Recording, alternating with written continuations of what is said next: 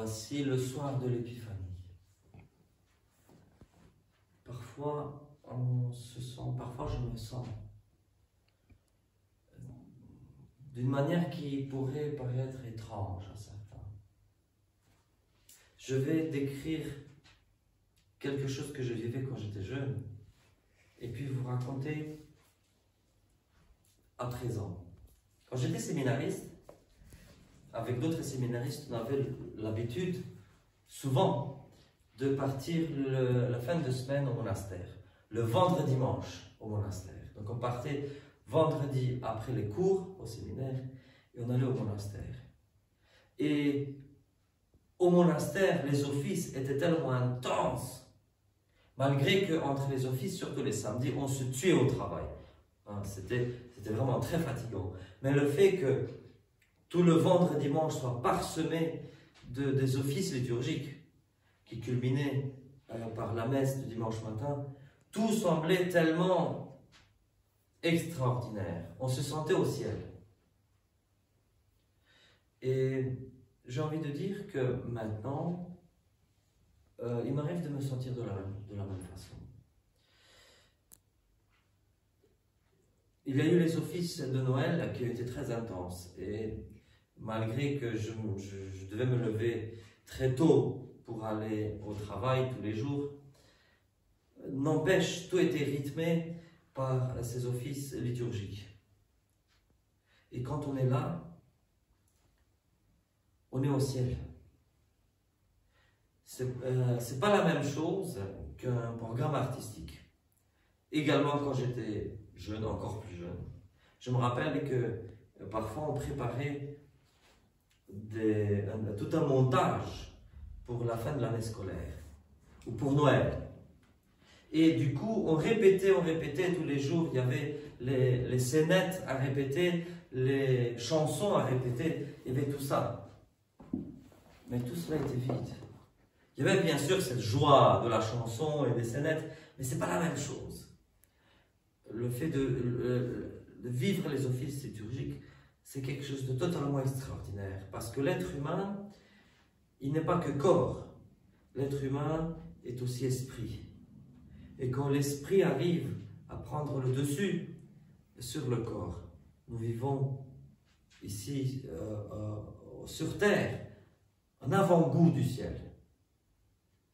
Maintenant, nous sommes à la Sainte Messe, et même si nous ne les voyons pas, des centaines, des milliers d'anges se trouvent autour de nous et autour de l'autel.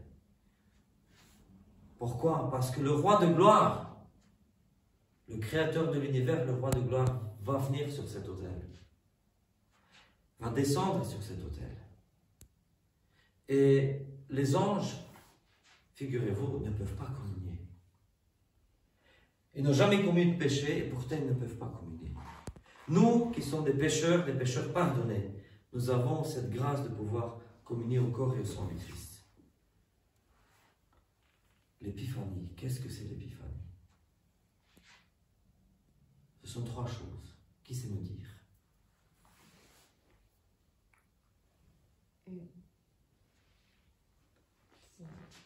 L'une des trois choses qu'on fait à l'épiphanie. La naissance? Plus ou moins, oui, la naissance du Christ. C'est un doublon de Noël. Donc, la naissance, mais on se concentre surtout sur l'épisode de l'adoration des mages. Bien sûr que les mages ne sont pas arrivés 12 jours. Hein.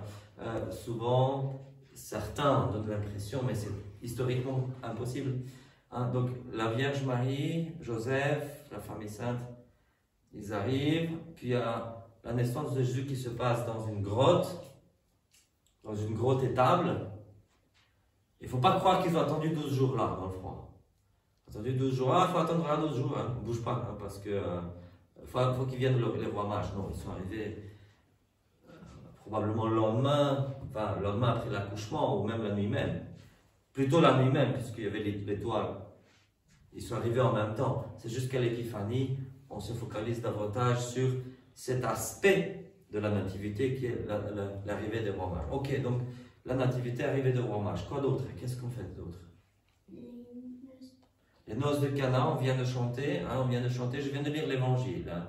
Je sais pas, apparemment, tout le monde n'a pas bien mangé ici, ou on a trop mangé, on a été trop fatigué, on n'a pas écouté. Donc, qu'est-ce qu'on a lu comme épisode? Élie a changé Non, oui, voilà, ça. Et troisième épisode, troisième chose, le baptême de Jésus. Donc, c'est quoi les trois épisodes? Non, tu l'as déjà dit. L'arrivée des romages, Oui, la noce de Cana les noces de Cana et le baptême de Jésus. et le baptême de Christ. C'est très bien. Et c'est pour ça, puisqu'il y a aussi le baptême du Christ, que l'Épiphanie est devenue aussi l'une des trois fêtes, la troisième fête en fait, troisième fête grande de l'année pendant laquelle on baptise. Hein. Et ici, on a 2 personnes qui ont été baptisées pile poil, il y a pile poil combien de temps? 1 an. Pile poil 1 an qu'il y a eu le baptême. Et c'est pour cette raison-là, et aucune autre, pour cette raison-là qu'on fait les baptêmes à l'Épiphanie. Voilà. Et normalement, on devrait faire les baptêmes. Et c'est ce qu'on a décidé aussi avec notre évêque, que dorénavant, on ferait les baptêmes que, comme dans l'église primitive, les 3 fois sur l'année, à Pâques, à la Pentecôte et à l'Épiphanie. Voilà. Très bien. Les noces de Cana. Bien sûr, il y a quelque chose qui résonne aussi avec la bénédiction de l'eau, puisque à l'Épiphanie, on bénit l'eau en mémoire du baptême du Christ. Mais aux noces de Cana, c'est à peu près la même chose que Jésus fait. Il bénit l'eau pour la transformer en vin. Nous, quand nous bénissons l'eau, ça reste de l'eau. Jésus bénit l'eau et la transforme en vin. Donc pourquoi est-ce qu'on bénit l'eau à l'Épiphanie? Alors, une question qu'on m'a posée hier. Et je vais tâcher d'y répondre. En fait,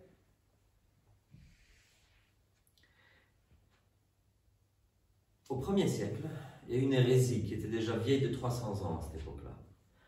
Le manichéisme, ou manichéisme. Je ne sais pas si quelqu'un sait avec quoi ça se mange cette hérésie. Les manichéens considéraient que la matière était mauvaise. Donc ils disaient, pour être sauvé, il faut haïr la matière, se détacher de cette matière corrompue et sale, se détacher de la matière, pour n'être pas en esprit. Et Jésus est venu. Et Jésus a fait juste le contraire. Jésus, n'oublions pas, Jésus c'est la 2e personne de la Trinité. Et donc Dieu qui a créé la matière, qui est esprit de toute éternité, mais qui a créé la matière, il a assumé la matière. Ça veut dire quoi qu'il l'a assumé? Qu'il l'a pris sur soi. En prenant un corps humain, Jésus a assumé la matière. Et Jésus ne condamne pas la matière, il ne la rejette pas comme si elle était sale, souillée. Non, Jésus l'assume et la sanctifie dans son corps. Mais il n'y a pas que ça. L'eau, c'est comme vous savez, l'un des éléments, pas l'un des éléments du tableau périodique, parce que c'est la combinaison de deux éléments du tableau périodique, mais c'est un élément, au sens large du terme, qui est vital, un élément essentiel à la vie sur Terre. Au même titre que l'oxygène, l'eau, puis d'autres éléments, mais l'eau est vitale. Et Dieu sanctifie les éléments. Donc quand nous sanctifions l'eau à l'Épiphanie, à la vigile de l'Épiphanie, nous redédications à Dieu ce qui est à Dieu. Dieu nous donne tout, et de ce que Dieu nous donne, nous le redédications. L'eau, cet élément. Vous avez peut-être entendu hier pendant la prière de la bénédiction de l'eau que nous avons béni, d'accord, l'eau qui est ici, mais non seulement, bien sûr on a béni cette eau en particulier, mais en général toute l'eau sur terre. Hein? Et il s'agit de sanctifier un élément qui est sur terre. Alors il y a autre chose.